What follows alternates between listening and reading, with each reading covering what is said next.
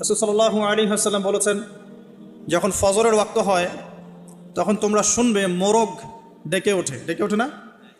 নবী সাল্লাল্লাহু আলাইহি ওয়াসাল্লাম বলেছেন, মোরগ কেন ডেকে ওঠে তোমরা কি জানো? সাহাবীরা বলছেন, আল্লাহ এবং তার রাসূল ভালো জানেন। নবী সাল্লাল্লাহু আলাইহি ওয়াসাল্লাম বলছেন, এই মোরগ আল্লাহ পাকের রহমতের ফেরেশতাদেরকে দেখতে পারে। বলে সুবহানাল্লাহ। অতএব তোমরা তখন এই দোয়া পাঠ করো, আল্লাহুম্মা ইন্নী আসআলুকা মিন ফাদলিক। কি দোয়া? আল্লাহুম্মা ইন্নী আসআলুকা মিন ফাদলিকা। এই দোয়াটা পড়বেন সকালবেলা। তো যে রহমতের ফেরেশতা একটা মোরগ দেখতে পাচ্ছে, আমি দেখতে পাচ্ছি না, তাহলে আমার দৃষ্টির সীমাবদ্ধতা জানান দিচ্ছে একটা মোরগ। আবার আমাদের সবার দেহে আছে আত্মা বা রূহ।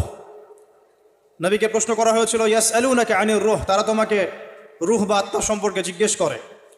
কুলি রূহু মিন আমরি রাব্বি, বলে দাও রূহ বা আত্মা হচ্ছে তোমার রবের আদেশ মাত্র। ওমা উতীতুম মিনাল ইলমি ইল্লা কালিলা, এই রূহ সম্পর্কে তোমাদেরকে বেশি জ্ঞান দেওয়া হয় নাই। আমরা ঘুমাই, আমাদের দেহ থেকে আত্মা প্রস্থান করে সাময়িকভাবে, আমরা কিন্তু আত্মাকে দেখতে পারি না। যে মানুষ তার দেহের মধ্যে থাকা আত্মাকেই দেখতে পারে না, তার দৃষ্টিভঙ্গি কত সংকীর্ণ এটা কি বোঝার অপেক্ষা আছে? এই গেল আমাদের দৃষ্টি সীমাবদ্ধতা। তাই ফেরেশতারা এই জায়গায় ঘিরে রেখেছেন, এটা আমরা বিশ্বাস করবো ইনশাআল্লাহ তাআলা। আর আমাদের সবার সাথেই দুজন করে ফেরেশতা আছেন। কয়জন ভাই? আর একটা করে শয়তান আছে। কয়টা শয়তান? কিছু কিছু মানুষের সাথে অবশ্য একাধিক শয়তানও থাকতে পারে, তবে নর্মালি একটা মানুষের সাথে একটা করে শয়তানই থাকে। আর এখনকার বিশ্বে বেশিরভাগ শয়তান থাকে পশ্চিমা সভ্যতায়। কিভাবে বুঝলাম? এগুলো বোঝার জন্য দরকার বাসিরা। কি দরকার? বাসিরা মানে হলো অন্তর্দৃষ্টি।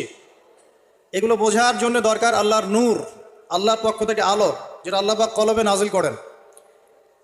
আপনি প্রোটেস্ট্যান্ট ভার্সনে পড়াশোনা করে এবং এই বস্তুবাদী শিক্ষায় শিক্ষিত হয়েই যে আল্লাহ পাকের নূর অর্জন করতে পারবেন কোনো গ্যারেন্টি নাই। আল্লাহ পাকের নূর অর্জন করতে হলে আগে আল্লাহ পাকের হুকুম আহকাম ঠিক মতো মেনে চলতে হয়, হালাল রিজিক খেতে হয়, হৃদয়টা মানে কলবটাকে পরিচ্ছন্ন করতে হয়, কলবের মধ্যে কোনো রকম হিংসা বিদ্বেষ রিয়া অহংকার থাকা যায় না।